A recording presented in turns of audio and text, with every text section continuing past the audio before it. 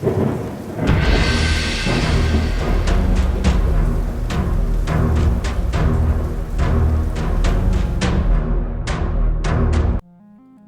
up, Headless Horde? Welcome back to the channel. Now, just a couple days ago, I dropped a video on a massive time theory having to be in Stranger Things, something with time travel. So what I wanted to do is elaborate on this theory just a little bit more and really break it down. So the question we had was, what if Stranger Things 5 isn't just about stopping Vecna, but about deciding whether the entire timeline should be erased? So what if the final battle isn't fought with powers or weapons, but with a choice? One that costs the kids everything they've become. Today, I want to talk you through a theory that ties together Vecna's clock, the mysterious disappearance of 12 kids, the heavy time travel references we've been getting, and the possibility that Henry Creel, also known as Mr. Whatsit, is still alive inside Vecna and desperately trying to fix what he helped create. And if this theory is true, the ending of Stranger Things could be both hopeful and heartbreaking. First, let's talk about something that's been hiding in plain sight since season 4, and this is Vecna's clock. The grandfather clock is more than just a creepy visual.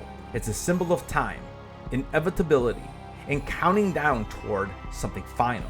A clock has 12 numbers, 12 hours, 12 moments before a cycle resets. And in season 5, we've learned that Vecna captures 12 children. That doesn't feel accidental. Vecna has always been methodical. He doesn't just kill randomly. He follows patterns, rituals, and rules. Capturing 12 kids could represent the completion of a cycle, the final turning of the clock. Once all 12 are taken, time itself may be ready to break, fold, or even reset. This aligns with Vecna's obsession with control and order, or at least how he's being commanded, because they don't want to destroy the world. Again, it could be Vecna, it could be a higher entity, but they want to make it on their terms, starting from the moment it all went wrong. So let's talk about the biggest red flag of all, the constant time travel references in season 5. These aren't subtle. Robin directly mentions the flux capacitor, a blatant Back to the Future reference. Holly is shown reading A Wrinkle in Time, a book entirely about bending time, space, and reality through love and connection.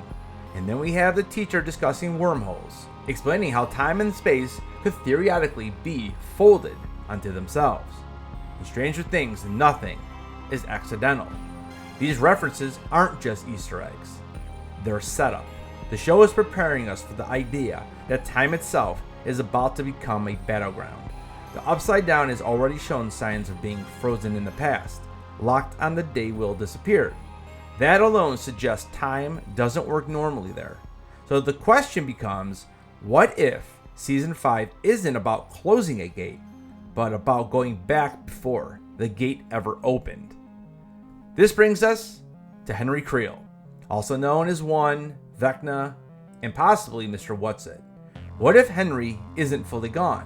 What if a piece of him still exists inside Vecna, trapped beneath the larger, darker entity pulling the strings? Again, possibly the Mind Flayer.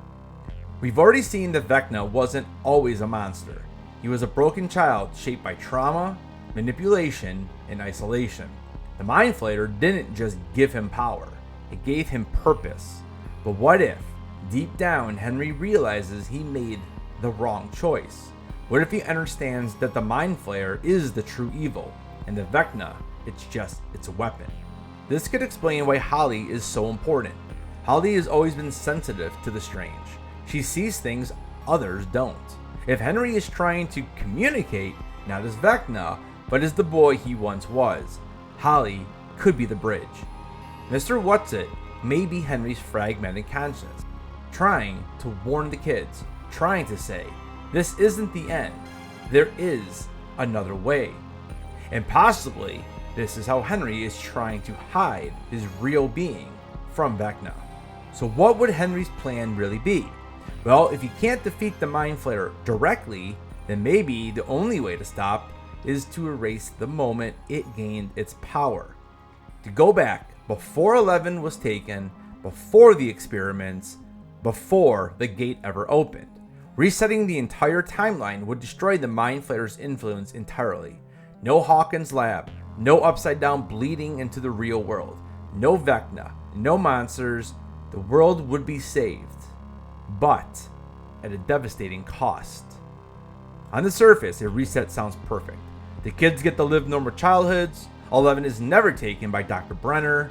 She grows up with her mother, free, loved, and safe. Will is never taken to the upside down. Max never loses Billy. Hawkins never becomes a cursed town. There's even dialogue in season 5 and the volume 2 trailer hinting that the kids might finally get to be just kids. That line hits harder when you realize what it might actually mean. Not a peaceful ending in the present, but a rewritten past. But then comes the pain, because resetting time doesn't just erase monsters, it erases relationships. 11 never meets Mike, Dustin, Lucas, or Max. Hopper never becomes her father. He stays the broken, drunk sheriff, never forced to grow into the man we know. Steve never befriends Dustin. He never becomes the heart of the group.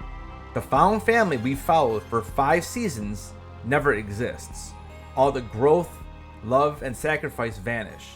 Not because they failed, but because they succeeded. And that's where the final choice comes in. The kids will be faced with 2 options. They can try to preserve their lives as they know them and risk the upside down spreading across the earth forever. Or they can choose selflessness, allowing the timeline to reset, knowing their memories, their friendships, and their shared trauma will disappear.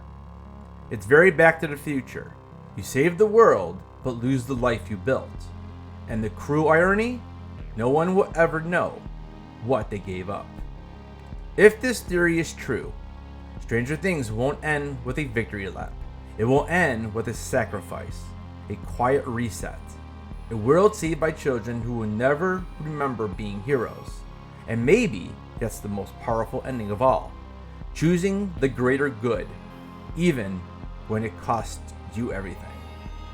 Let me know down in the comments what you think. Would you reset the timeline or fight to keep the life that you've made and that you love? Guys, thank you so much for watching this video. Don't forget to keep those heads on, and I'll see you guys in the next video.